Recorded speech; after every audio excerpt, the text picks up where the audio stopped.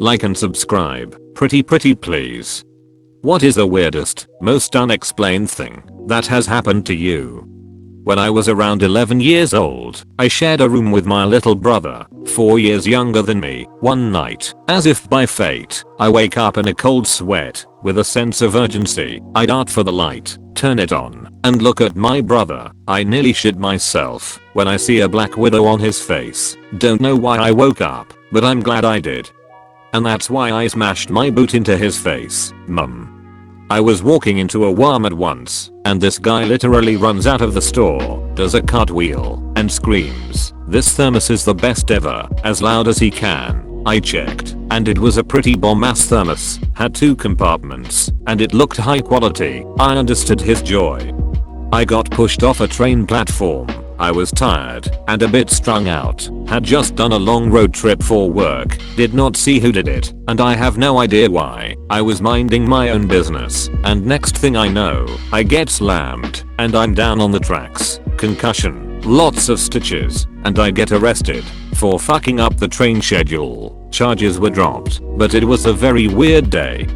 This is why I always stand in front of a pillar, sign, or something else when at the train station, so nobody can get behind me and push me in front of a train. Either that, or I just stand far enough away from the tracks as soon as I see a train arriving.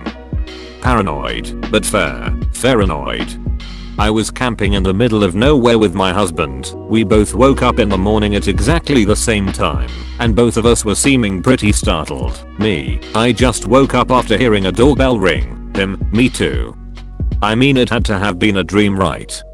There's nobody or no buildings around us for miles, so I decide to go on about the dream I was having. Me, I was dreaming we were at my parents' house and you. Him, me too. I was spilling wine on your mother's rug. Me, getting freaked out. Jesus Christ. And my father was there, and he was getting really irritated at you. Him, yes. And I kept spilling more and more wine every time I tried to stop. This conversation went on for a few minutes. Everything he told me was accurate to my dream, and he said everything I told him was accurate to his. We described the same rug and my father saying the same things, being all irritated, but trying to be polite and understand that my husband wasn't trying to spill all this wine, but just couldn't stop. Very strange. I had what can only be described as eye lag. I lost connection to reality temporarily. This was around 10 years ago in high school in the UK. I had just finished a morning class and was on my way to another building for the next class. I was walking down a set of stairs, surrounded by dozens of other kids rushing between classes, when all of a sudden everyone stopped moving for about 3 seconds.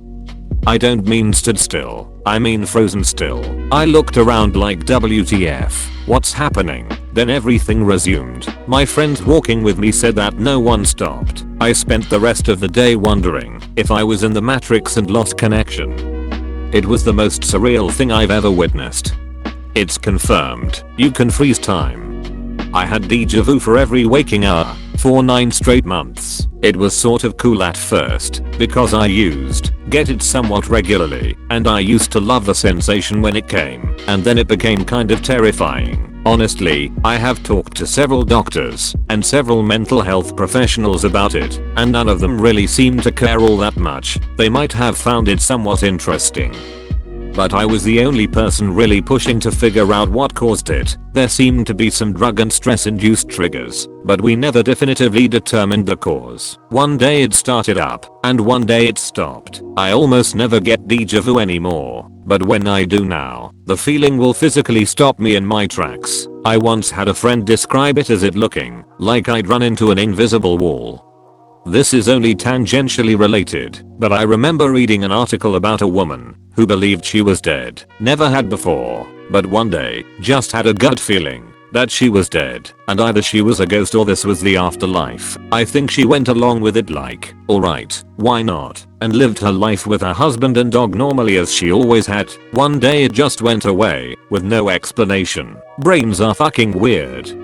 Once watched a homeless dude get the last dime he needed. He then walked into the Dollar Tree. A few minimum later, this absolute madman walks out with a box of creamsicles. I watched this psychopath eat 6 out of 8 of his orange flavored frozen treat. My mind was blown. This was 5 years ago, still sticks with me to this day, just like how one of the sticks stuck to his shirt.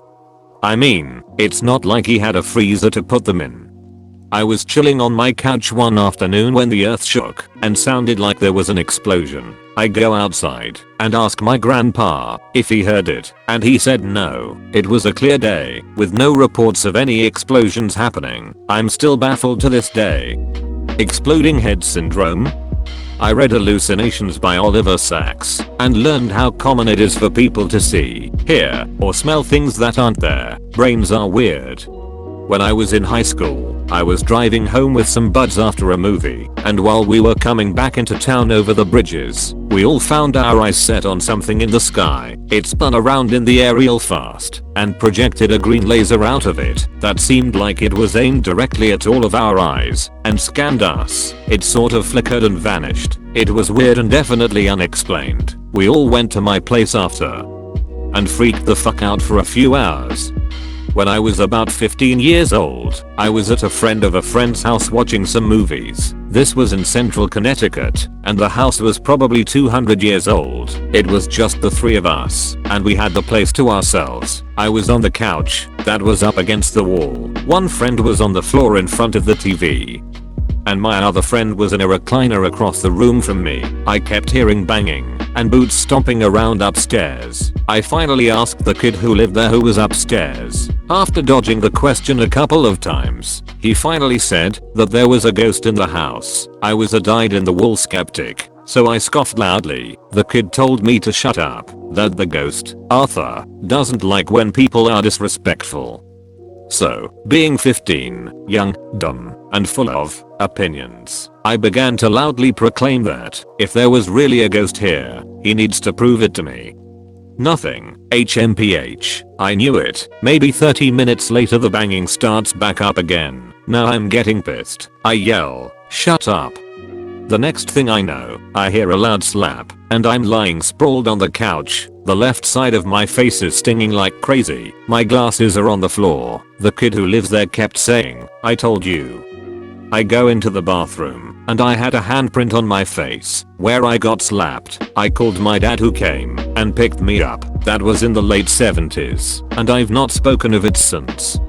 Sometimes I think I can hear electricity running and the walls behind outlets being used. I can't explain it, but it's a lot like ringing in the ears, except I know it's not me because it gets louder the closer I get to the outlet.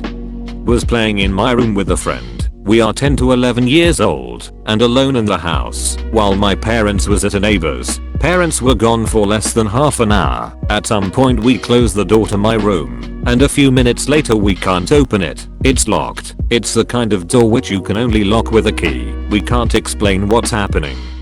And my friend gets really sad and starts panicking. It reaches a point where he screams, and I start panicking too. Parents got home short after and rushes to my room because we are screaming at the top of our lungs. Dad unlocks the door with a key he said was laying on floor just outside of my room. None of us had ever seen the key before. When I was around 6 through to the age of 9, I used to hear something breathing in my room in the middle of the night. I used to hold my breath to make sure it wasn't my own breathing playing tricks on me. It also happened in a couple of different houses. I moved a lot. The breathing would sound close, like within a meter from my ear close, and it used to terrify me. I would just hide under the covers until I fell asleep, never found an explanation, and eventually it stopped. Haven't heard it since, and I'm 30 now. For about 4 months in middle school, I had precognitive dreams almost every night. Every single one was nearly 100% accurate. I had dreams of tests with the questions, and then the next day, the tests would come with the same exact questions, and even answer bank. It was scary actually, how accurate they were. Then just as abruptly as they started, the dreams stopped. This happened to me a lot when I was younger, maybe 15 or so. Unfortunately, I've always had a hard time remembering dreams, so everything was always vague. I did remember one dream about our hair dryer exploding, and it startled me a little. So I told my mum that maybe we should get a new one, but I didn't say why. She shrugged it off, and then a few days later it exploded while she was using it. A chunk of plastic flew off it and it sparked, but it didn't hurt her. Another time, I had a dream about a family meal where someone knocked over a glass of wine by accident during a conversation and ruined a white tablecloth. About a week later, I found myself in that social situation, and the conversation they were having was the same as in the dream. I put my hand on the base of the wine glass just seconds before their hand hit it, and I prevented it from spilling. Shame my future telling abilities were never actually useful while I had them. I haven't had a dream like that for years now. I had a brief moment of happiness today. My ex-GF and I in high school used to call each other before we went to bed, and I would typically stay on the phone until she fell asleep, like every lame ass couple in high school, am I right? So one night, we are doing our thing, and I could tell she was getting sleepy. After our conversation, it was silent for a good 20 minutes, and I figured she finally knocked out of fucking nowhere. I hear some creepy demonic voice that just yells Geo to sleep, and I'm just sitting there, eyes wide and asshole clenched. I'm like, babe, and nothing. I know all her weird mocking voices and all that, and none of them sounded like that. I wait around for like 20 more minutes and no response, so I just hang up the phone and go to sleep. She never said anything about it, never brought it up, telling me she totally had me fooled or anything. Still haven't asked her about it, but it would be a weird conversation starter for an ex.